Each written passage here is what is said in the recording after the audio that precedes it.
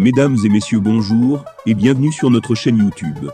L'information en Afrique et dans le monde en continu.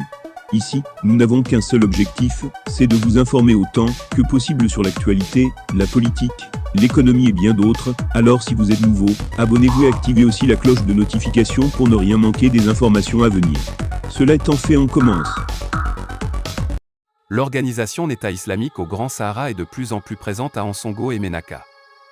L'organisation terroriste se déploie aussi vers d'autres localités des régions de Gao et Tombouctou. Les cercles d'Inekar, Andran-Boukane, Anamawan, Tidarmen dans la région de Menaka sont passés sous le contrôle de l'EIGS, rapportent des sources locales. Cela, après plusieurs mois d'affrontements contre le groupe de soutien à l'islam et aux musulmans.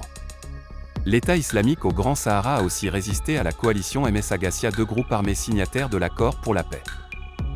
Des tueries suivies de déplacements massifs. Ces violences ont été caractérisées par des tueries en masse de civils.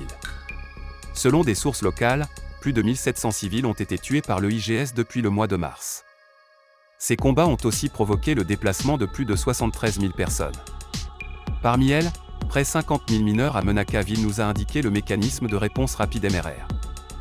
Des témoignages recueillis auprès de ces déplacés indiquent que les combattants de l'État islamique exécutent les civils, saisissent leurs biens et animaux et les contraignent au déplacement. À Ansongo, des élus locaux confirment la concentration des combattants de l'EIGS dans la majorité des communes du cercle. Talaté, Bouratin Haïma, Ouattaguna, Fafa, Bara et le Loi dans le Gourma et une grande partie de Tessie, les éléments de l'EIGS règnent en maître et persécutent les populations.